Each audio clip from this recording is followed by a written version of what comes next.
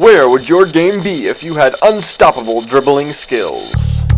Could anyone guard you if you were the best ball handler every time you stepped on the court? Introducing the video that will blow you away. Better Basketball's Better Ball Handling.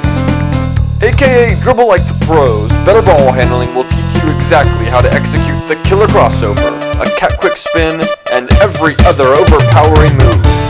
Better Ball Handling will give you dribbling workouts to make training fun and effective. You'll learn how to split two defenders, how to keep your man behind you after you beat him, even how to avoid traps. And you'll watch 12-year-old dribbling phenom Andy Garcia demonstrate 115 drills to improve ball control and hand speed. These drills will blow you away, expand your mind, and explode your game. Better Ball Handling. Where would your game be with unstoppable handles? Order today from betterbasketball.com. Coaches need stoppers, defense wins championships. Shutting down your man will get you playing time and get your team the win. Now, dominate the other end of the court with Better Basketball's Better One-on-One Defense. AKA Never Get Schooled Again, Better One-on-One Defense details techniques and workouts to help you become the ultimate defensive force. With advanced techniques to help you lock down a player in triple threat, contain a dribbler in the open court, or defend a man in the post, Better One-on-One Defense will prepare you for any situation. The video even contains defensive workouts, including drills specifically designed to improve lateral quickness. The techniques on Never Get Schooled Again are truly powerful, strategies to get you the edge against any offensive player and turn you into your team's defensive MVP. Take your game to the next level today with Better Basketball, Better One-on-One Defense. Order online from betterbasketball.com. And check back frequently as Better Basketball has other videos on the way. All on the World Wide Web at betterbasketball.com.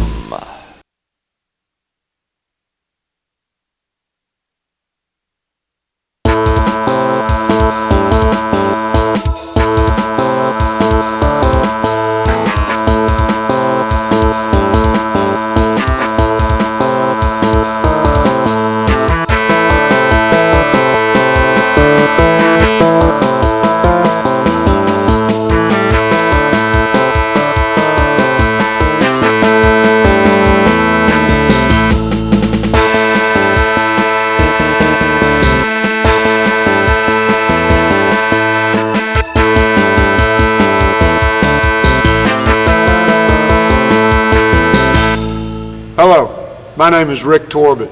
Regardless of where you are in the game, whether you're a youngster on the playground, a high school player trying to make the team, or a professional player, aren't you always picking up helpful hints and tidbits on how to improve your shot? Well, instead of helpful hints and tidbits, I began studying the art of shooting when I became a coach in 1979. Now, I can tell you exactly what it takes to become a great shooter. Let's start with the math. A regulation rim is 18 inches in diameter. A regulation ball is about 9 inches in diameter. What that means is that two balls will fit through the rim at about the same time. What that means for you is, if you're a perfect shooter, dead center, there's about 4.5 inches margin of error around the ball. But to be a perfect shooter, you must have perfect technique. With perfect technique, you not only make more shots, but you get off your shot quicker in the game. Getting off more shots in the game and making more of those shots, that's a win-win situation. So, the purpose of this video is to give you all the information that I've learned as a player in college and in my career as a coach. With hard work, lots of repetition, and perfect technique, you can become a great shooter. Now, there's no wasted time in this video with coaches or players dribbling around in circles. There's just technical information on how you can improve your shot or build for yourself a shot from the ground up. Now, the video is divided into 7 chapters. The first chapter is a real basic overview of proper shooting technique. The second and third chapters deal with the eyes and the feet respectively. The fourth chapter is the longest. It deals with a dozen bad habits I've seen in players reasons players develop these bad habits, and how to get rid of them. The 5th chapter has 4 methods you can use to train with a partner. The 6th chapter is the shortest. It has some specific techniques that can really improve your shot. And in the 7th and final chapter, I'll discuss in depth some misconceptions I've heard about the finer principles of shooting.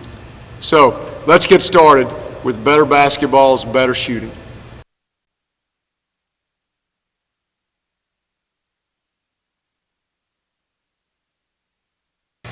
The first step in building a proper shooting technique is hand position. Where do you place your hands on the ball? Well, let's first look at our shooting hand. Specifically, these 2 fingers. I call these 2 the control fingers for this reason.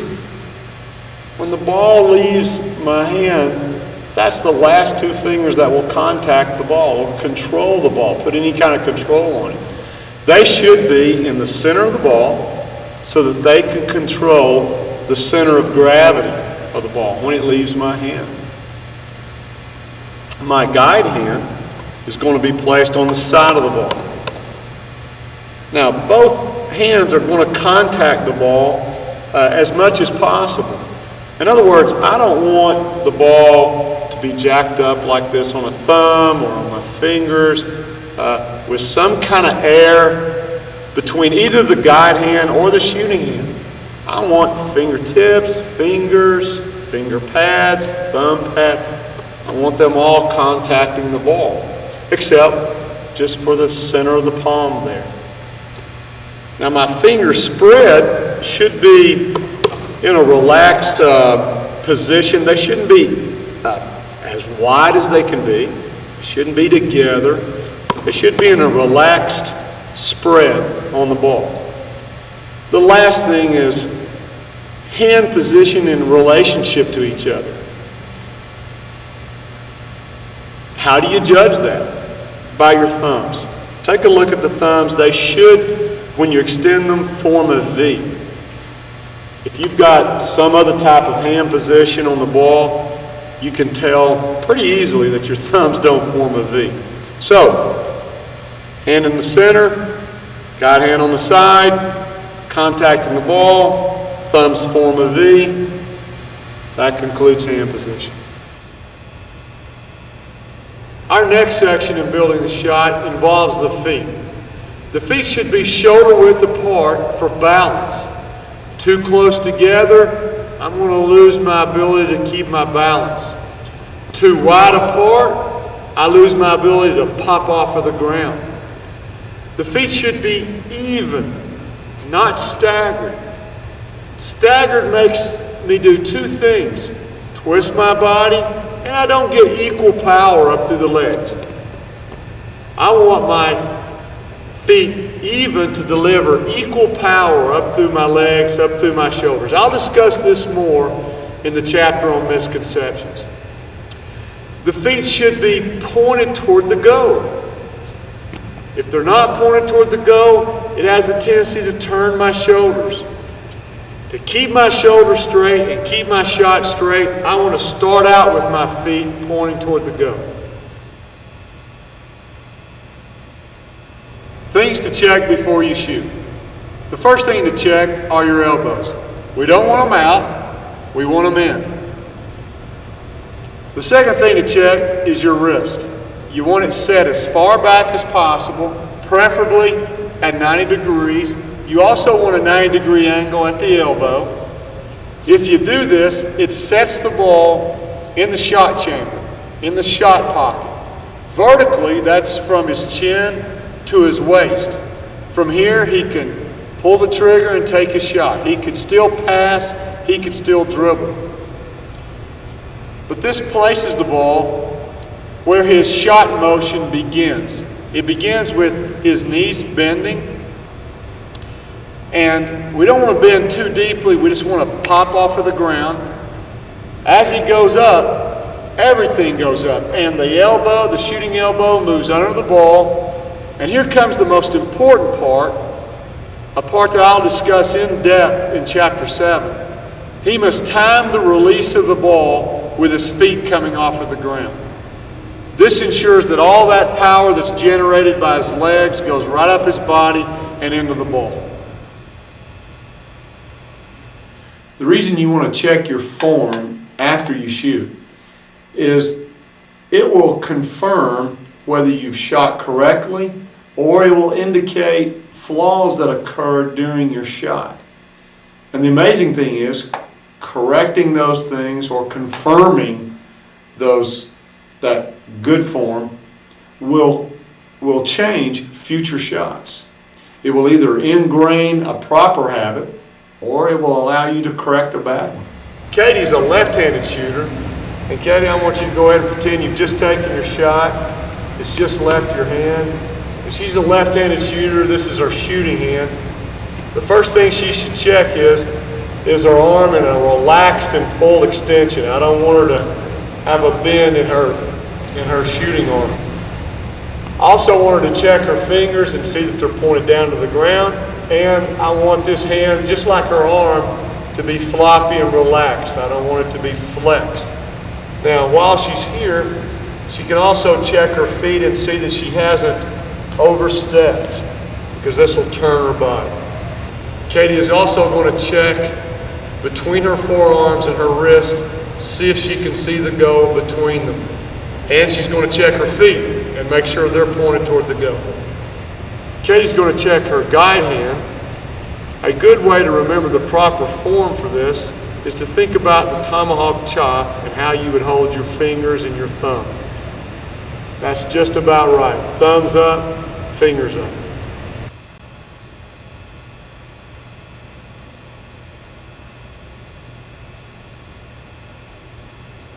Shooting is an eye-hand coordination activity. And lots can be said about your hands and your form, but oftentimes not enough is said about your vision, about your eyes. Oh yeah, you can be told to look at the target, but does that mean the backboard? Does that mean the goal? There's 18 inches there. Why not shoot for the bullseye? Now the reason I want you to shoot for the bullseye is the same reason an archer aims for the bullseye. He wants to shoot that arrow at that very tiny target in the center, knowing that he's probably going to miss a little bit, but if he does, he's still going to be somewhere near the center of this big, huge target. If I'm shooting for this entire 18-inch goal, that's my target, that's what I'm aiming at, and I miss my target, I've missed my shot. But if I've trained my eyes to focus on that tiny bullseye, right in the dead center, that very, very tiny mark, I'm probably going to miss. But if I do, I could miss 4.5 inches off of my target, my bullseye, and still have a swish. So where's your target, your bullseye? Well, it's in the dead center of the rim from wherever you are. If you're straight on the way the camera is right now, it's right on the dead center front of the rim. But if you're a few feet to the left, then your bullseye has moved a little to the left and is here. In the first chapter, we talked about hand position, feet position, where to set the ball vertically. But we haven't talked about where to set the ball horizontally. And I've seen some great shooters that bring the ball up this side, that bring the ball up the middle. That shot line, where the ball comes up, that's determined by which eye you aim with. Most players have a dominant eye that they aim with. You can determine that by forming a hole with two hands, keep both eyes open, and focus on your target. As you can tell, even though I'm right-handed, I'm left-eyed, while Scott is right-eyed. Whichever eye you use to see the target between your hands is the eye you aim with. If I'm right-handed and right-eyed, my shot line is on my right eye. I want the ball to travel up that shot line, or as close to it as possible, up that shot line when I take my shot. If I'm right-handed and left-eyed, my shot line is over here. I want the ball at least as close to my shot line as possible. Now that's a matter of moving the ball from here to here, traveling up the center of the body. It's a matter of a difference between this and this. You say, that's only a few inches. Makes and misses are a matter of a few inches. You know, you've been trained to look at the floor with this wide peripheral vision to be able to see this target here, and yet with your peripheral vision see a teammate over here. Suddenly you're open for a shot and you have to go from this wide range peripheral vision to this narrow tunnel vision at this very small target, or at least that's what I want to train your eyes to do. Go from this wide target to the bullseye, the very center of that 18-inch target.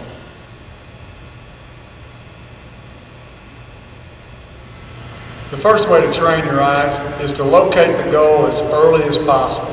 Many players don't actually locate the target until they've picked the ball up and they're in the process of shooting, then they'll locate the goal. I want his eyes to locate the goal as early as possible, and not just the goal, but that tiny target. I want another half second or more to locate that bullseye. So I want Scott to take a couple dribbles. On his last dribble, I want him to be locating the goal. He doesn't need to look at his dribble. The longer your eyes are on the target, the greater your accuracy.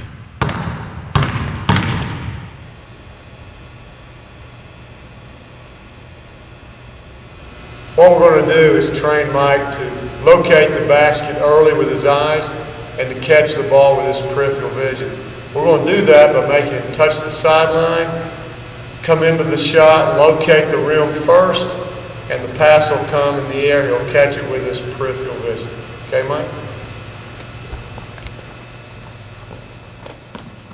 Watch as Mike locates the goal early with his eyes, then uses peripheral vision to catch the pass.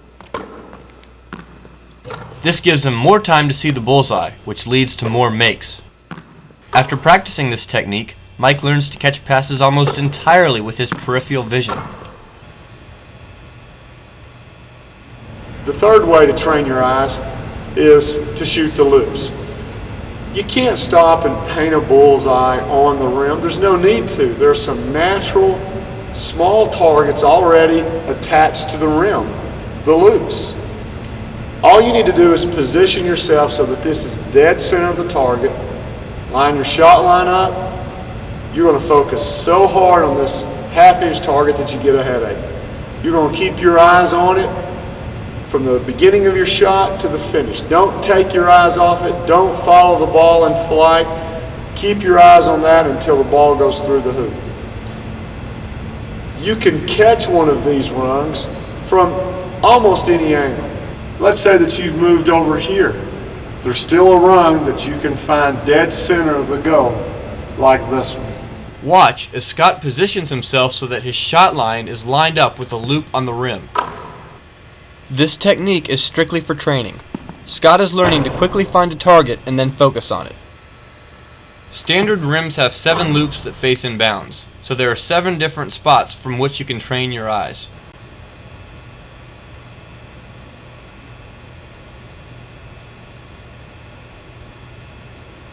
You know, alignment is everything.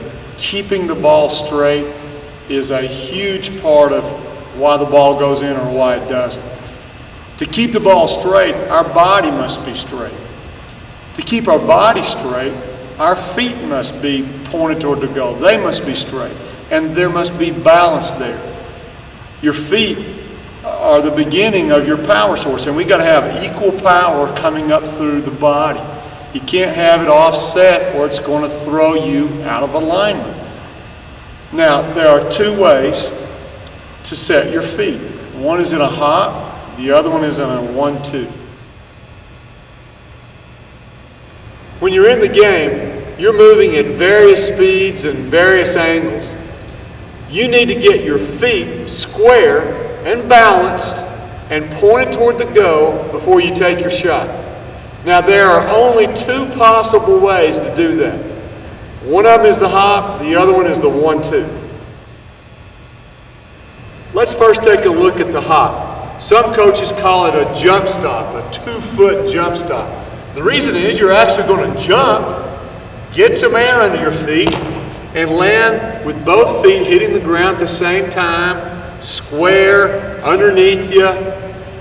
It's a good all-purpose way to land square and balanced. Even moving at an angle, it allows you to turn and square while you're in the air. It allows you to pull the ball into your shot pocket all while you're in the air. The only drawback I see to the hop is that air time that you take to get your feet under you, to point them to the goal and get square, might give the defense a chance to react and challenge your shot.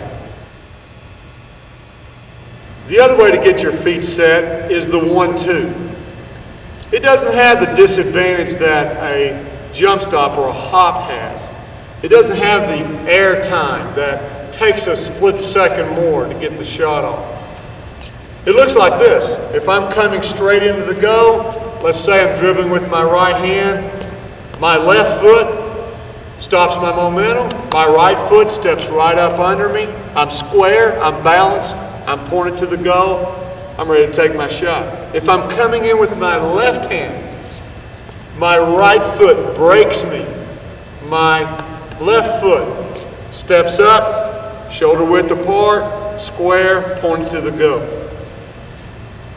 The only disadvantage to the 1-2 is that if I'm traveling at a high rate of speed, maybe a speed dribble, and I got to come to a stop to take my shot, it's kind of hard to keep your balance doing this 1-2. That's where you're going to have to use the jump stop, the hop.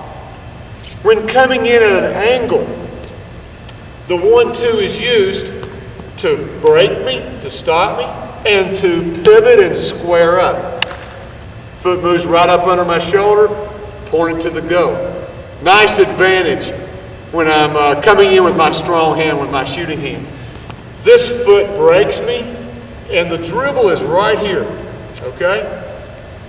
When I pivot to square up, the ball is coming right up my shot line. Just ride the momentum of that dribble right up its shot line, and you can get a very quick shot off.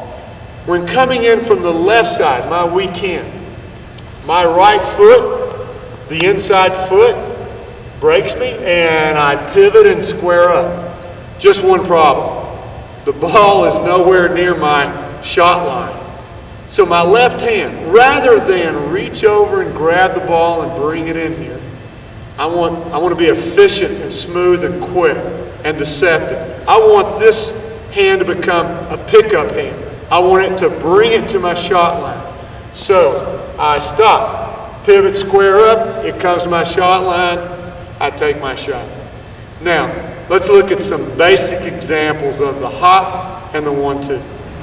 When running down the court at full speed, you're going to need both feet to bring you to a balanced stop. You will use a 2-foot hop. Anytime there's a skip pass or some long cross-court pass that gives you time to get under the pass and point your feet to the goal, you can catch these skip passes in a 2-foot hop. The quickest way to get off a shot in a pull-up jumper is to use a 1-2. When you've made a penetrating move and then you've hopped back to create some space to get your shot off, you'll want to land in a 2-foot hop square to the goal. When you've split two players on your last dribble, a long hop in the air, you'll want to use a 2-foot hop to land square and balanced. When you're moving east and west on the court so that your shoulders are not square to the goal, in fact, your inside shoulder is to the goal, you'll want to use a 1-2 so that you can pivot square to the goal. Sometimes you're flaring away from the ball and away from the goal and catching a pass. You're actually moving backwards. You'll want to land in a 2-foot hop to ensure balance. The next two parts are building blocks in training yourself how to shoot from a hop or a 1-2. I've seen players of all ages who could shoot either from a hop or a 1-2, but not both. If you're one of those players, you may be hindering yourself from getting a shot off quickly with good balance, particularly if you're using a 1-2 when you should be using a hop, or vice versa. So if you're having trouble with the 1-2 or the hop and you want to train your feet, then train your feet with the following steps. Do everything that you see the following players do step by step. Once you've got it down where it's comfortable, then all you need to work on is speed. Once you've reached game speed, you're ready to do it in a game.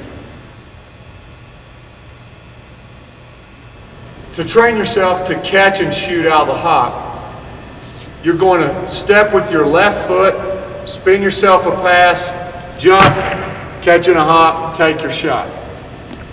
I'm also going to train my right leg. I'm going to jump off of my right leg, get some air under my feet, catch in a hop and shoot. Now I have to train myself to catch and shoot from an angle. So I'm going to spin myself a pass from this angle. I'm going to jump off my inside leg, my left leg, square in the air, catch and shoot. I also have to train myself from this angle. So I'm going to jump off of the inside leg again, my right leg this time. I'm going to square in the air, catch and shoot. Now, to train yourself to shoot in a hop off of the dribble, we're going to take a couple of easy dribbles in with my right hand. I'm going to jump off of my left, catch in a hop, take my shot. I've also got to train my left hand, so I'm going to take a couple of easy dribbles in, jump off of my right leg, catch in a hop, and shoot. Now, train yourself to shoot from an angle off of the dribble in a hop. I'm coming in with my right hand. I'm going to jump off of my left leg, inside foot, square in the air, pick up the ball, put it in my shot pocket, all in the same motion. I've got to do the same thing coming in from this angle. Ball's in my left hand. I'm going to jump off of my right leg, square in the air, pull the ball in the shot pocket, all at the same time, take my shot. The first step in training the 1-2 is to put the ball in the shot pocket, the shot chamber, step back with the right foot, and step up. Once you've trained your right foot, you want to train your left as well. Ball in the shot pocket, step back with the left, step up. Now we're going to train you how to catch a pass in the 1-2. Instead of saying 1-2, I'm going to use left, right, or right, left to designate which foot comes first and which foot comes second. So I'm going to spin a pass in front of me, and I'm going to left, right, catch the pass and shoot. I'm then going to train my other foot by spinning a pass, step, right, left, catch, and shoot. Now we've got to train ourselves to come in at an angle and catch a pass and shoot in the 1-2. So I spin myself a pass, and I step, and I square up. Catch, square up, and shoot. Left, right. Then I got to train the other way. So I'm going to spin myself a pass. It's going to be right, left. Right, square up, left, take my shot. Now let's train ourselves to shoot in the 1-2 off of the dribble. We already know how to step back and step up. We're going to do the same move. Step back, but put down a dribble with our right hand, step up and shoot. Now we've got to train our left leg.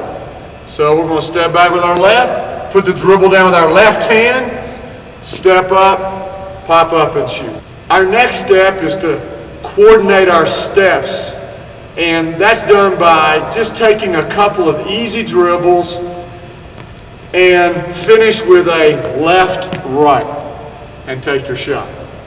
But we're going to put the ball in the left hand now as well.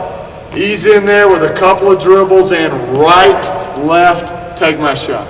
Now, let's train ourselves to come in at an angle with the ball in our right hand. So I'm going to finish in a left-right. So here I come, left. I'm going to square up with my right, but remember I'm going to ride this dribble up the shot line. As I square up, get off a quick shot. Now, to come in from this angle, the ball's in my left hand.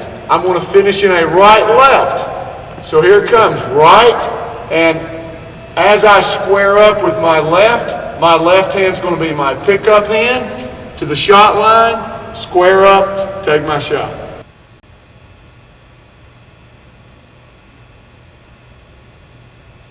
This chapter shows many bad habits that I've seen in players over the last 20 years and how you correct them.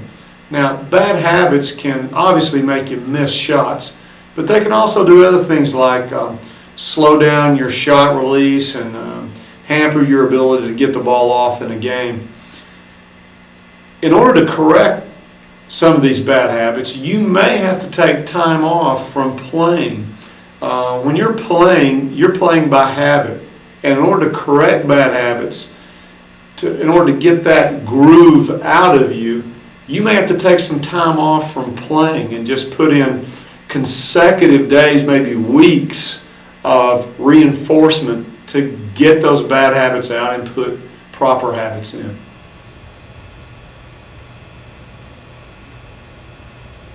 When you finish, your shooting hand should be in that full but floppy and relaxed extension.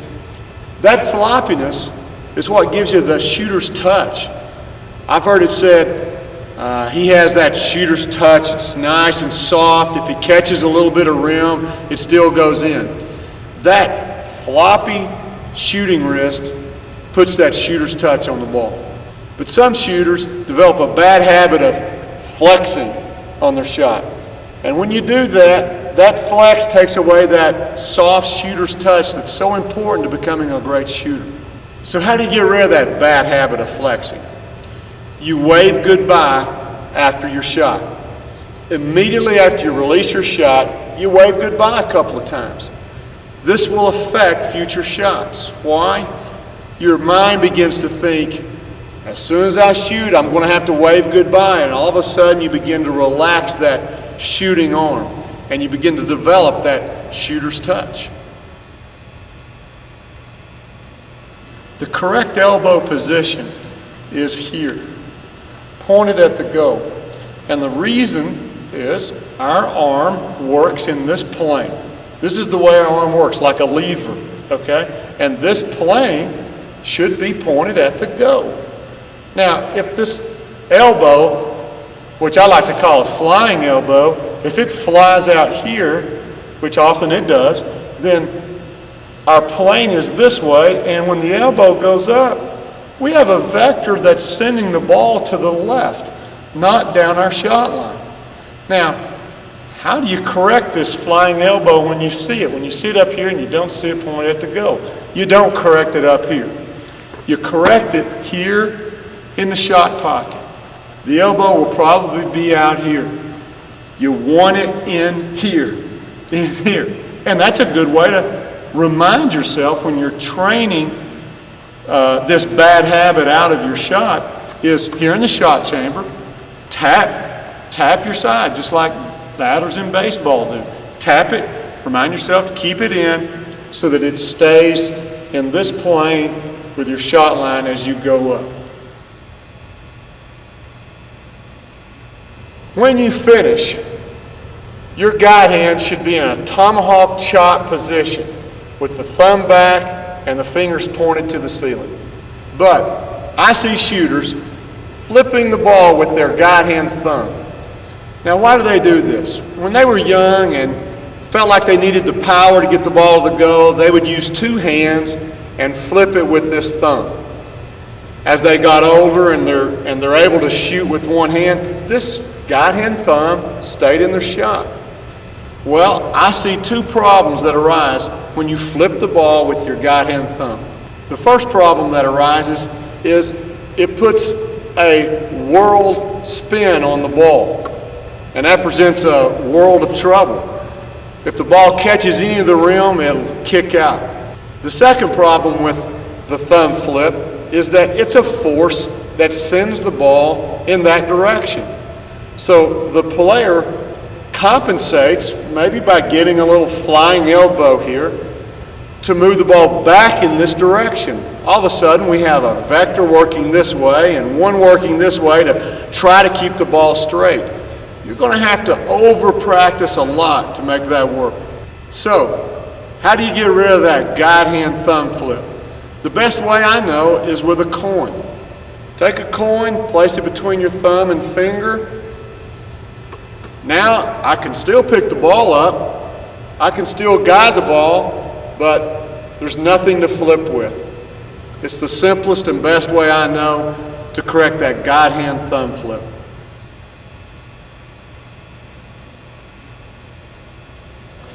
I want my shooting fingers, my index, my 1 and 2 fingers, on the center of the ball. I've got it illustrated with the air hole.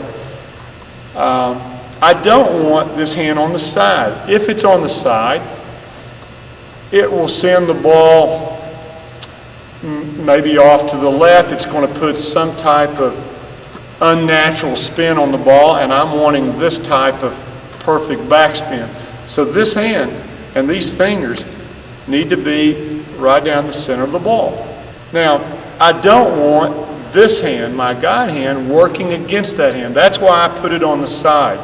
I want this ball, once my left hand, my guide hand, helps me pick it up and keep it straight, I just want the ball to be able to slide out of that hand.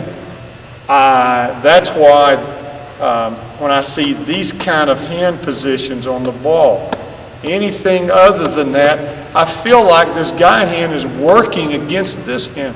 They're fighting each other as they go up, and they shouldn't. This one should just help you pick the ball up and keep it straight. Now, if you're having trouble with your backspin, the way to fix it is to set the ball in one hand like a waiter holding his dish and shoot the ball with one hand. You're going to get proper backspin. Now, with lots of repetition, and you can do this laying on your back, standing up, against a backboard, against a wall, but with lots of repetition, you're going to get proper backspin. All that's left is to move that guide hand up there, keep it on the side, and don't let it interfere with that perfect backspin.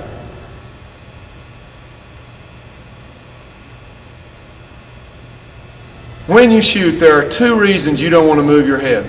The first one is your eyes. Your eyes are your aiming devices. You don't want to move them once you've locked them onto your target. The second reason is true with any eye-hand coordination activity. It's true with hitting a golf ball, hitting a baseball, throwing a football. Any excess motion decreases accuracy. Now, there are two reasons why players develop this bad habit of moving their head when they're shooting. Let's take a look at both of them.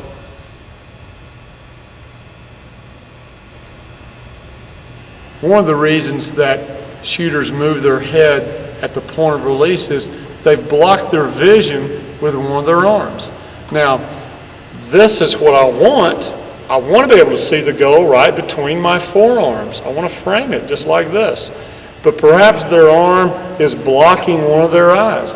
Now they don't have good depth perception, and so they move their head so they can see the goal with both eyes.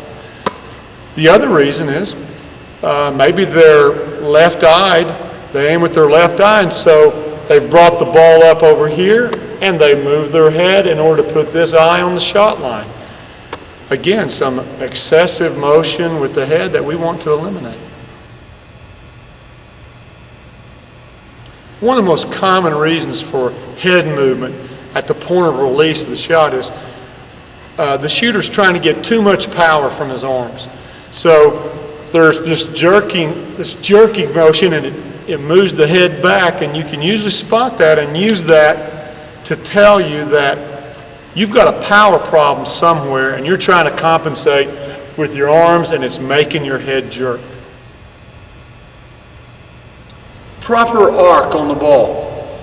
Are you shooting a rainmaker, too much arc? Are you shooting a flat line or not enough arc? If you know you are and you want to correct it, how can you do that? It's real easy for someone else watching you to be able to tell you, but how can you as a player know that and change it? By looking at the tips of your finger at the end of the shot. Where is it? This is too low. This is too high. It's got to be somewhere above the top of the white square and below the top of the backboard, just depending on your height and how far you are from the goal. Here, Greer's hands finish too low, so she doesn't get enough arc. But here, her hands finish slightly higher, so she gets proper arc and a make. Now compare the two. Notice in the second one how her hands finish just a bit higher, putting more arc on her shot.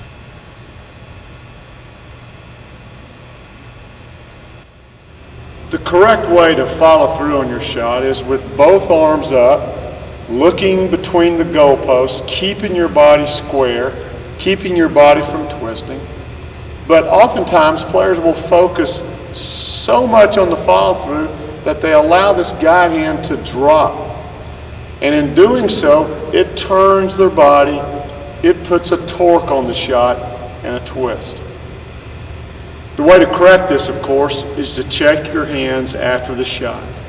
Both of them need to be up. Just bring it up and see the goal between the goalposts. The shot chamber is between the chin and the waist, the elbows close to the body. A bad habit occurs when we get used to setting the ball out in front of us. What's the problem? Well, when you go up for the shot, the ball comes back before it goes to the goal. That's negative motion. You don't want negative motion in your shot. The correction for that is to bring the ball in. Remind yourself, tap your sides with your elbows. Now the ball goes up and out. It has no choice. When finishing your shot, your shooting hand should be pointing down into the goal. Specifically, these two control fingers should be pointing down in the center of the goal, right down that shot line. Some players develop a bad habit of veering off to the right. Well, this creates two problems. One, it puts a bad spin on the ball, not that perfect backspin that we want. The other problem is, it's a force, a vector that sends the ball off to the right. You're going to miss to the right. Well, how do you correct that? Again, this is one of those cases where you correct it after the shot. Your hand veers off, bring it back, point these fingers down in the center of the goal. After doing that a lot, your hand will eventually begin to finish where it's supposed to, right down the center of the goal. When we're setting the ball to shoot and we've bent our knees and we're ready to pop, you don't want to move the ball. You certainly don't want to move it off of the shot line, but you don't want to dip it either. This is just excess motion. I don't know why players do it. I think they feel like they need the momentum to get off of the ground, but it's just excessive motion that's going to decrease your accuracy. We want to eliminate excess motion so we can increase your accuracy. Another reason for getting this dip out of your shot is it takes too long. We want to speed up your shot preparation. We want to decrease the amount of time it takes to get the ball off. And this just adds to it. To get rid of that bad habit of dipping, put the ball in your shot pocket or your shot chamber. Bend your knees without moving the ball and pop off of the ground. Don't take a shot, just do that over and over and over again. You can get a high amount of reps in a short period of time. Then you can move it into your shot. Another problem I want to discuss is what I call heading the ball. When you're getting ready to shoot and your knees bend in order to pop up, the ball begins to move out of the shot pocket. It begins to move toward the head. That's why I call it heading. We want to keep this ball still as we bend our knees. From here, everything goes up. So if we move the ball to our head and then try to go up, we've taken away a lot of power from our shot. And you'll see shots that are flat and shots that fall short. Now, if you have a habit of heading the ball, the fix for it's the same as for dipping the ball. Put the ball in your shot chamber or your shot pocket, bend your knees without moving the ball, and pop off of the ground. You can get in a high amount of reps in a short period of time and groove that bad habit out. Then move it into your real shot.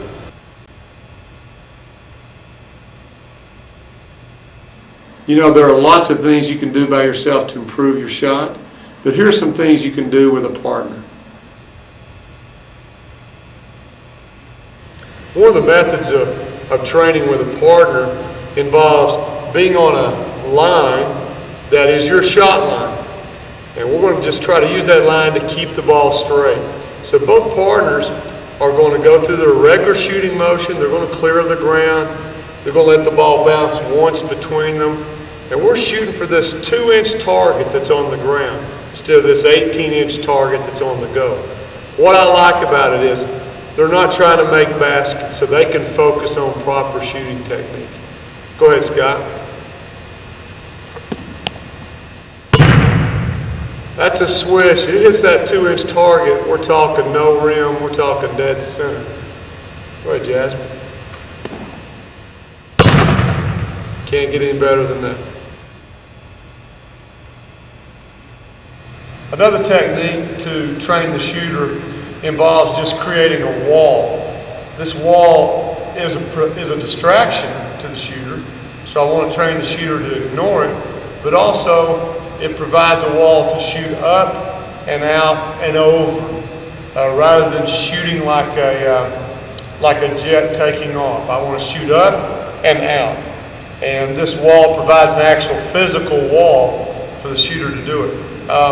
You could use a broom, take to a chair at home if you didn't have a partner, but a partner's nice here. Go ahead, Scott, provide the wall. We'll shoot up and out. Very nice, Jed. Again, your emphasis is on finishing high over the wall.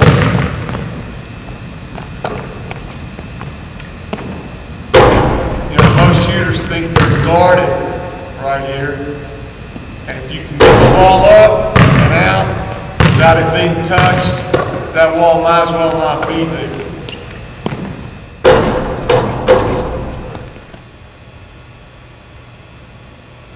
The next method for training with a partner involves flybys. What we're trying to do is speed up the shot preparation of the shooter and to train the shooter to ignore the distraction that's coming and to focus on the target and to stay with the shot. So we do this by letting the partner give them a good pass in the shot pocket and then to pick a shoulder, fly by it with a hand up, and don't touch the shooter and don't touch the shot. Okay, let's go.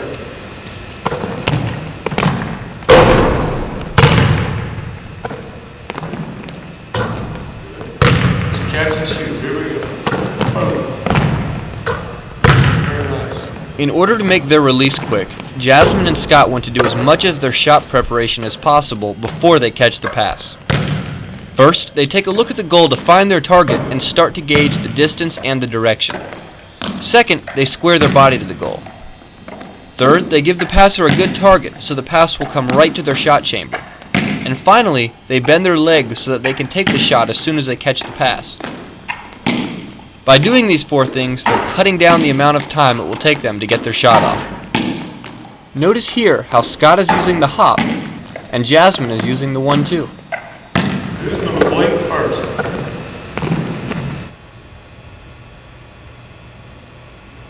Biofeedback is a term that I use when I can't explain any other reason why a shooter continues to miss left, right, short, or long. So I want the shooter to try to feel the distance to the goal. Instead of using just his eyes to judge the distance, I want him to be able to feel whether his shot is right or not. And I know that many shooters have said, oh, it just felt right when it left my hands. I knew it felt good before it ever got to the go. That's biofeedback. Now, to train someone, let them sight the goal, take the ball, and then close their eyes and shoot. Tell them whether they miss short, long, right, or left, until the shooter begins to get a feel for the distance rather than depending solely on his eyes. Here, Jasmine shoots, and Scott tells her which way she misses. That was right on line, it was just a little short. After catching the pass and sighting the target, she closes her eyes and takes the shot. Hey, that one's still a little bit short. She's using biofeedback to tell her both the distance to the goal and the direction. It's as good as it gets.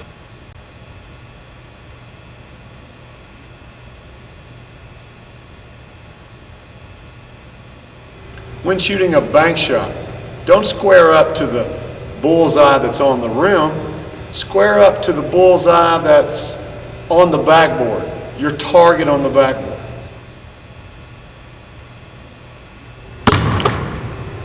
When you catch the ball this close to the basket, you're in traffic that's body to body with you. You can't keep the ball in your shot pocket and pivot into the defense. You'll stick the ball right in their chest, right in their hands.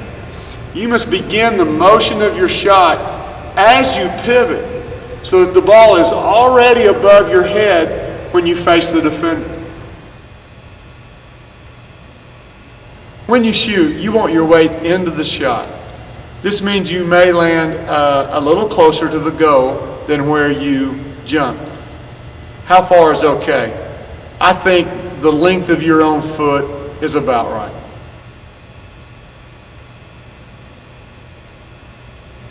In this section, we're going to train Patrick to shorten his shot by dragging the inside foot, as opposed to me breaking out, catching a pass way out here, catching in a lock with my feet facing the basket.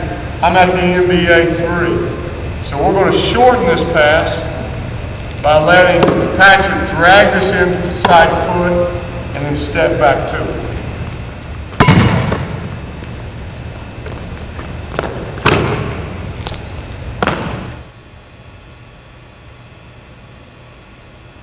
When you're shooting close to the basket, say 5 to 10 feet, don't make drastic changes in your form. I see lots of players hanging in the air, trying to shoot on the way down, shortening their follow-through.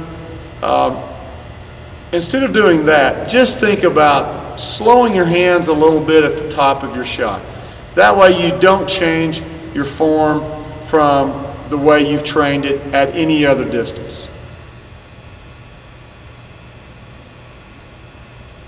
If you find yourself falling short when you're shooting that shot that's just a little out of your range, just consider moving your hands a little faster from shot pocket to finish.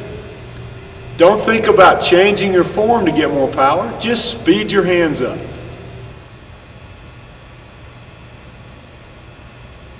Remember the first method of training with a partner where you shot with a line on the ground that was also your shot line? Well, you can do that without a partner on the side of most backboards. Let the side of the backboard be your shot line. Line it up, find a target, and then concentrate on your form.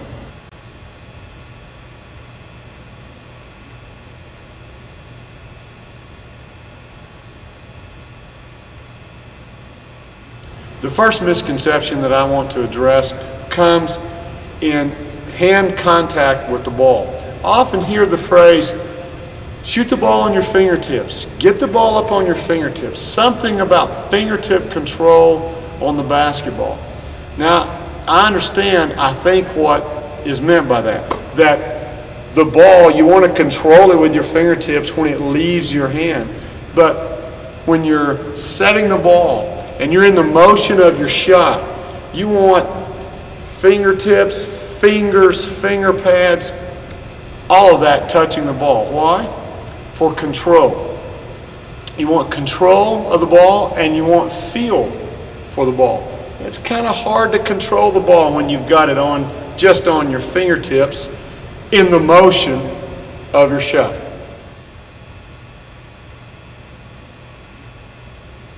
You've heard me say throughout this video to time the release of the ball with your feet coming off the ground. Well, it's obvious why. I want to ensure that all that power that's generated by your jump goes up through your legs, body, and through your hands into the ball. It leaves free your hands and arms to guide the ball to the goal with precision and accuracy. So what's the misconception? But there's a misconception out there that you're to jump as high as you can off of the ground, hang in the air as long as you can, and then take your shot. Well, you may be a couple of feet higher off of the ground, but there are a couple of problems that are going to occur when you jump as high as you can, hang in the air as long as you can, and then take your shot. Problem number 1, loss of accuracy. When you jump, hang in the air, and shoot the ball, all that power you gain by jumping has dissipated between the time your feet leave the ground and the time you release the ball. So, your arms and hands are going to have to make up for that loss of power. If you ask your arms and hands to do anything other than guide the ball to the goal, your accuracy is going to go down.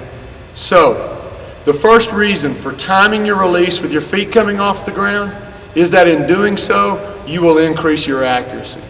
Problem number 2, slower release. The second half of this misconception about jumping, hanging in the air as long as you can, and then shooting is that the higher you are, the easier it is for you to get your shot off. Whereas in reality, hanging up there for a moment gives the defense time to react, get up and either block your shot or get a hand in your face.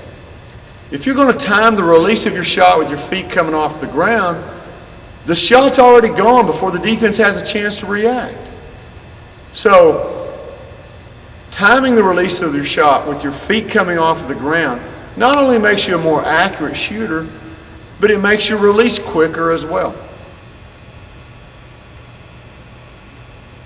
Have you ever heard the phrase, get the ball above your head? I've heard countless instructors tell young players, shoot the ball above your head or you're going to get your shot blocked. Well, let's test that theory. Put the ball above your head, bend your knees and try to get your shot off. Well, unless you're shooting 2 or 3 feet away from the goal, you just don't have enough power to get the ball there. And certainly you don't have any touch on it. So why do you lose power when you start the ball above your head?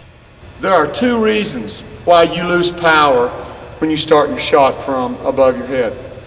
The first reason is simply that your arms help you jump, and you gain power by moving your arms from the shot chamber up through the shot. It's that simple. The second reason has nothing to do with jumping. If you simply move your hands faster from shot chamber to the top of the shot, you'll get more distance and more power on your shot. But if you start your shot here at the top of your head, there's no room left to accelerate your hands to the top of the shot. So how can you avoid getting your shot blocked?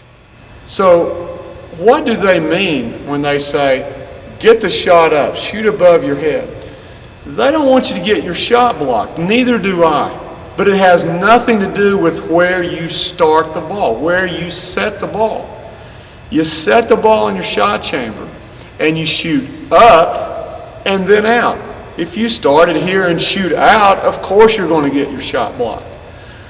What we want is ball in the shot chamber where we can generate power, and we want to shoot up and then out. And you'll finish up high where they want you to without getting your shot blocked, all in one smooth, fluid motion, up and out. In the opening chapter and the chapter on feet, I tell players to set their feet even, square, and not stagger. The reason for this is simple. In a game, a player's going to be moving, running. His feet won't be perfectly even. It's called game slippage. Game slippage is when a player can't do something as perfectly in a game as they can in practice. So I know that in a game, A player's feet are not going to be perfectly square. They're going to be a little bit staggered, and that's okay. But if you train yourself to have your feet staggered by, say, 4 inches, then when you're in a game and game slippage occurs, you're going to be staggered by much more, by maybe 8 inches. And that's going to twist your body, it's going to throw your balance, it's going to throw your shot off. So train yourself to shoot with your feet even. That way in a game, when game slippage occurs and your feet are staggered, they're only staggered a small amount, and that's okay. You know, my father always said this was a simple game. Just put the ball in the hole more than your opponents do. And I've always enjoyed watching the ball go in, whether it was my own shot or whether it's the shot of my players. And regardless of whether you're a great rebounder or a great dribbler, becoming a better shooter can do nothing but elevate your game and make you more valuable to your team and to your coach. Good luck with your game, and may all your shots go in.